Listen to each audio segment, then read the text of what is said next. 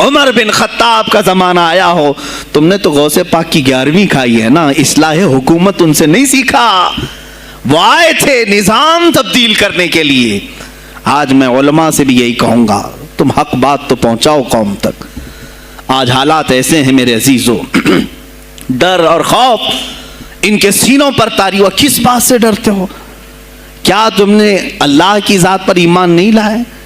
یہ نہیں کہتے ہو موت و حیات اللہ کے ہاتھ ہے، رزق اللہ کے ہاتھ ہے، پھر ڈرتے حکومت وقت سے کیوں؟ مجھے ابھی چند دنوں پہلے ایک میسج یہ بھی آیا تھا کہ حضرت آپ تو پاکستان کے علامہ خادم حسین کی تعزیت پر بیان کر رہے ہو، آپ دیکھ نہیں رہے یہاں کا ماحول کیسا ہے؟ عزیزان گرامی، اس دن مجھے افسوس اس بات پر ہوا، سوال پر، ہائے افسوس، اس قدر تمہارے ضمیر مردہ ہو گئے، اس قدر تم بزدل ہو گئے، لاکھوں لوگوں کے دلوں میں شمع عشق مصطفیٰ جگانے والے پر تمہاری زبان بند ہے، تمہاری زبان بند ہے۔ میں نے صرف ایک جملہ کہا، کوئی فرق نہیں پڑتا، میں اس ملک میں رہ رہا ہوں جہاں کا پرائم منسٹر ایک سور خبیث فرانس کے صدر کے لیے ٹویٹ کر سکتا ہے، تو میں پڑوسی ملک کی کسی عاشق رسول کی تعزیت کیوں نہیں کر سکتا؟ کیوں نہیں تعزیت کر سکتا؟ اگر ہندوستان کی تخت پر بیٹھنے والے کو فرانس کے صدر سے کوئی دلی عشق ہے، محبت ہے، تم اس کی معشوقہ ہو یا محبوبہ ہو، مجھے فرق نہیں پڑتا، لیکن اتنا ضرور ہے عاشق رسول مشرق میں ہو، شمال میں ہو، جنوب میں ہو، مغرب میں ہو، جب اس کی روح جائے گی تو ہماری بھی روح تڑپے گی۔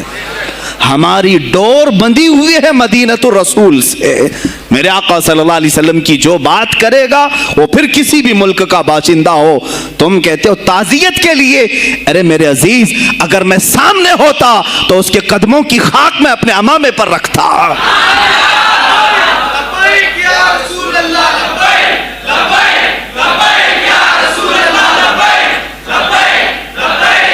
عزیزان گرامی وقار، یہ بہت خاموشی ہم نے اختیار کی، بہت خاموشی، کوئی بات نہیں۔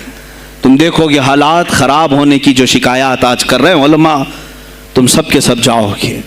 مجھے ابھی بچوں نے بتایا کوئی کانگریس کے لیڈر کا انتقال ہو گیا تو پیر صاحب تعزیت کے لیے باہر کھڑے ہو گئے، باہر آ گئے، ہم ان کی تعزیت کرتے ہیں۔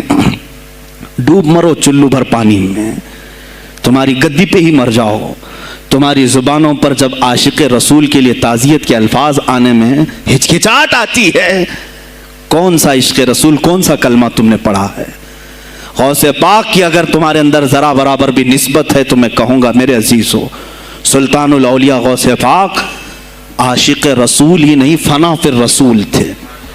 میرے نبی کی بات پر اگر کوئی انگلی بھی اٹھاتا، آپ یا تو اپنی کرامت سے اس کا منہ توڑ جواب دے دیتے۔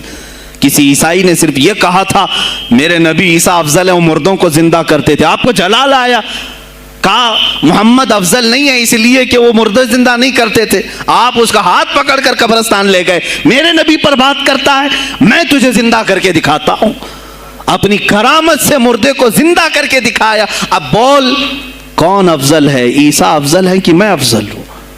تو نے تو عیسیٰ علیہ السلام کو مردے زندہ کرتے دیکھا تو نہیں، لیکن عبد القادر کو سامنے دیکھا۔ غوث پاک نے کہا میں اپنا موازنہ عیسیٰ علیہ السلام سے نہیں کرتا ہرگز، لیکن یاد رکھنا میرے نبی پر اگر زبان کھولے گا تو عبد القادر اپنے قدم سے اس کو جواب دے گا۔ وہ جواب دیتے، آپ کی زندگی ناموس رسالت کی حفاظت کے لیے گزری ہے۔ سلطان الاولیاء